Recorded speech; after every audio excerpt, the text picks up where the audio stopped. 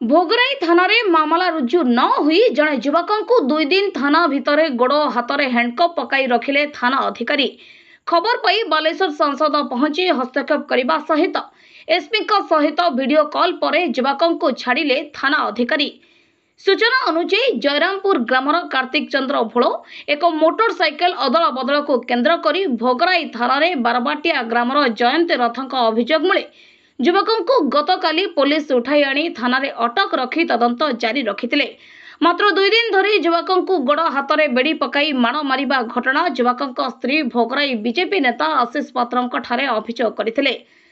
आज बालेश्वर सांसद प्रताप षडंगी भोगराई गस्तरे थिबा बेले उक्त घटना संपर्क में बीजेपी नेता अवगत कराइबा परे सांसद भोगराई थाना को आसी प्रथमे घटनार सत्यासत्य देखिबा परे बालेश्वर एसपी को वीडियो कॉल माध्यम युवक हाथ गोड़ बंधा थिबा बेड़ी रे एसपी को देखाई समस्त घटनार हस्तक्षेप करथिले।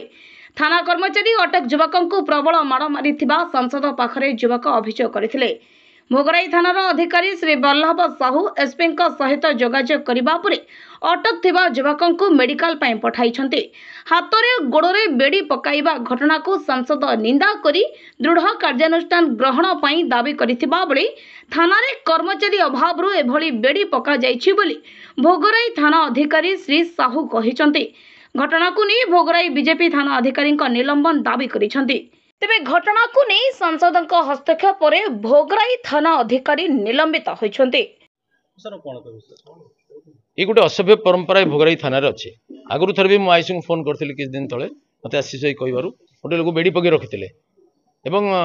छोट छोट अपराध लोक धरुंच बड़ बड़ अपराधी को छाड़ी दौरान मो पास निर्दिष्ट खबर अच्छे ये लोकटा जो बेड़ी पकई रखी बिल्कुल बेआईन कौन एतला रेजिस्ट्रेशन होना बिना पंजीकरण कार्यानुष्ठान बिना अनुसंधान रे दंड ये गोटे अत्यंत गर्हित काम से अभियोग होची जड़े लोक ता मोटरसाइकेल जन को देकरी ता मोटरसाइकेल को नहीं आसला एक्सचेंज कर चढ़ किसी दिन बोली से फेरेलानी ये अभियोग कहार को अरेस्ट कर फरवर्ड करें एफआईआर रजिस्ट्रेशन कले भी 41 नोटिस देकी छाड़ा कथा एपरी छोटिया कथा से कथार सत्यता प्रमाण होनी आणिक 2 दिन है बेड़ी पकई रखी एवं निर्दयता पूर्वक गोड़े हाथ में बेड़ी पड़ता हाथटा खोली गोड़टा पड़ा एबे मु विषय एसपी को जनइली वीडियो कॉन्फ्रेंस कर देखली आईआईसी को भी पचारि एफआईआर कहीं रजिस्ट्रेशन न करके अरेस्ट कले जदि आसते आर पार्टी आसी नाला तो नहीं आसी जाता ठीक अच्छे कहीदेवे जहाँ कालिक आर पार्टी आसो तू आसो किसी तो बड़ गुरुत्वपूर्ण कथा नहीं तू बस आर पार्टी को डाकुचे बेड़ी पकड़ तो किसी आवश्यकता नहीं से नियम दृष्टि अनुमति ना तेणु माने पुलिस वर्दी रे रही नियम को लंघन कर गोटे प्रकार डकैती इन यूनिफॉर्म से या विरुद्ध में मुझे तीव्र प्रतिवाद कली एसपी को कहली उपरिस्थ अधिकारी को जनइबी शीघ्र कार्यानुष्ठान विरुद्ध करवा मुझे कहली तुरंत बर्तमान से लोग छाड़ तुम्हें जो दिन आर पार्टी आसो डाक डाक जहाँ तुम आईन अनुसार हो किंतु लोक एमती अत्याचार निर्यातना कर माड़ निर्ममतापूर्वक माड़ देह चिन्ह अच्छे 27 तारीख पाखे जनवरी 27 तारीख पाखु से गाड़ीटा जनवरी 27 तारीख पाखु केते दिन धरि अटक रखी मो पाखे बर्तन रहा से गाड़ीटा 7 मास ना आप केते दिन धरि अटक कर मत आज 2 दिन अटक कर बेटी कहीं मुझे जान